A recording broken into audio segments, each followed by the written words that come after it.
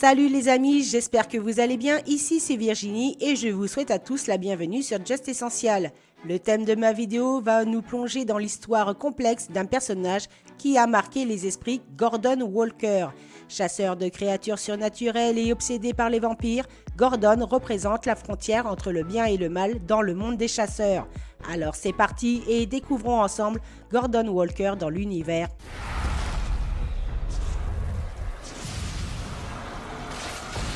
Interprété par Sterling Brown, Gordon Walker est l'un des antagonistes les plus mémorables des saisons 2 et 3. Il découvre le monde du surnaturel très tôt, à l'âge de 18 ans, lorsqu'un vampire fit irruption à son domicile pour attaquer sa sœur et la kidnapper. Suite à cet événement traumatisant, Gordon prendra la décision de s'enfuir de chez lui pour se lancer à la poursuite du vampire qui a enlevé sa sœur. Poussé par sa motivation et son obstination, Gordon apprendra très vite à combattre, chasser et tuer les vampires qui deviendra sa spécialité. Devenu un chasseur de créatures surnaturelles, Gordon se perfectionnera aux armes blanches et deviendra extrêmement habile dans l'utilisation des armes à feu. Il se montrera également compétent et expérimenté dans son domaine, ayant une grande connaissance des créatures qu'il traque. Il est déterminé et efficace, ce qui le rend redoutable et impitoyable pour ses ennemis. Avec du temps et de la patience, Gordon finira par retrouver le vampire et sa sœur qui a été transformée. Face à cette tragédie, Gordon n'aura pas d'autre choix que de tuer les deux vampires, déclenchant chez le chasseur une véritable haine viscérale envers les suceurs de sang. Les innombrables chasses aux vampires de Gordon amèneront celui-ci à faire la rencontre de Sam et Dean, qui apprendront rapidement que Gordon a eu l'occasion de rencontrer leur père John dans le passé, comme il le dira dans l'épisode 3 de la saison 2, Au-delà des apparences. J'ai parlé à votre père une fois ou deux, sacré type, grand chasseur. Oui, il est mort, je sais. Ça m'a fait un choc. Il sera dur à remplacer. Tandis que Dean sympathisera rapidement avec Gordon, Sam restera sur la réserve, appréciant guère les méthodes employées par Gordon et préférant se renseigner avant tout auprès d'Hélène sur la personnalité du chasseur. C'est alors que Sam apprendra que Gordon est une personne dangereuse et peu recommandable. Je croyais que c'était un excellent chasseur. Et Hannibal Lecter était un excellent psychiatre. Écoutez, c'est quelqu'un de très dangereux pour ceux qui l'approchent de trop près. S'il est sur un job, dépêchez-vous de partir et de l'oublier. Et pour cause, d'après le blog tenu par Joe Harvell, Gordon Walker aurait commencé à fréquenter régulièrement le Roadhouse en 1998 et ce serait très rapidement lié à la jeune fille.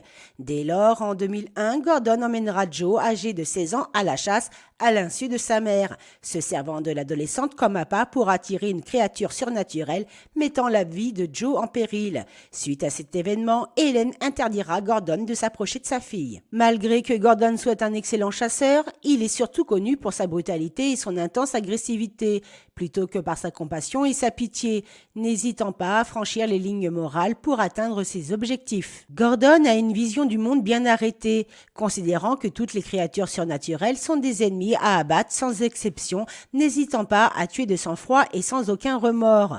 Il est également fier de s'afficher comme étant un tueur en recourant librement à la torture sur ses victimes, comme on le verra au cours de l'épisode. J'avais commencé à la travailler par les doigts.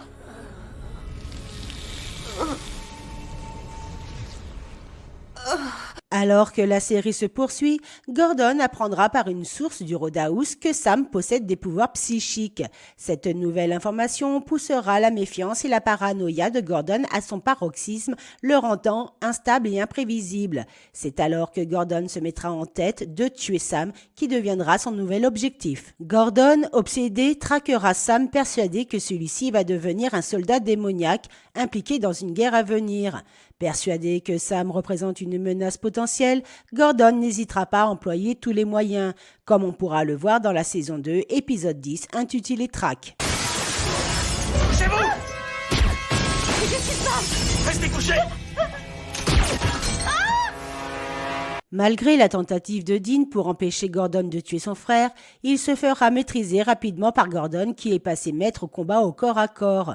Convaincu que ses actions sont justifiées, Gordon se servira de Dean comme appât pour tendre un piège à Sam. Si tu touches à mon frère, je te tue. Dean, attends!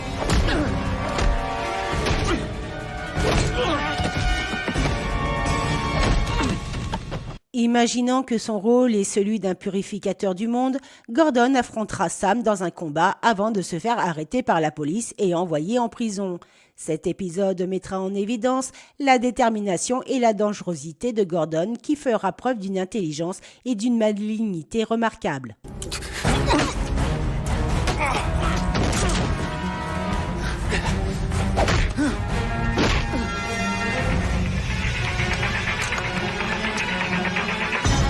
Alors qu'il croupit en prison depuis 6 mois, Gordon planifie son évasion étant toujours aussi obsédé par Sam.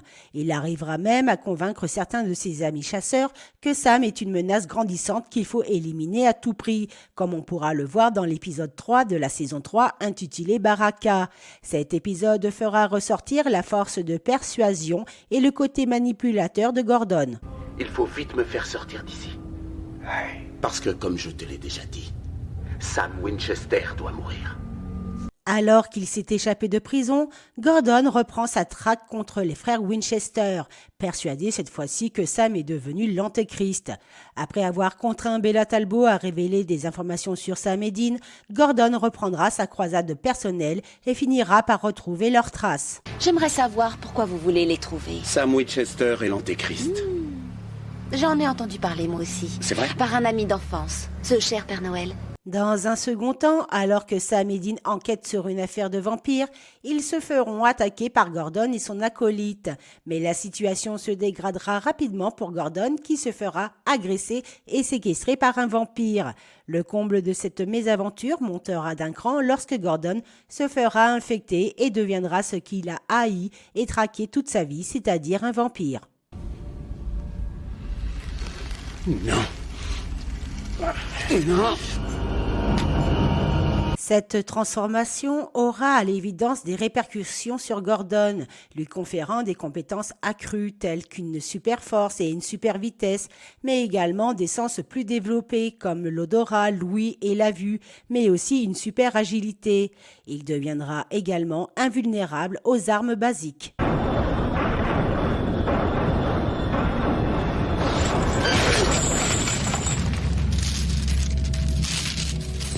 Gordon, étant déjà un chasseur redoutable en tant qu'humain, deviendra une véritable machine à tuer, ce qui compliquera la situation des frères Winchester, et en particulier Sam, qui deviendra l'ultime proie de Gordon. Sa soif de tuerie devenant insatiable, Gordon n'hésitera pas à tuer son meilleur ami.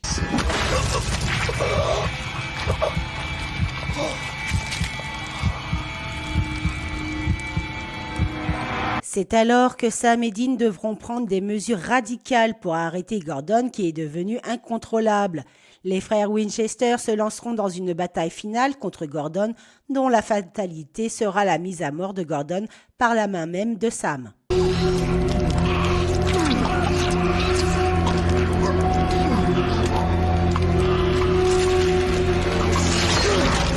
Étant un personnage secondaire de la série, Gordon était un homme complexe, marqué par la tragédie de sa sœur et dont la détermination et la moralité inflexible l'ont rendu dangereux et fascinant à la fois.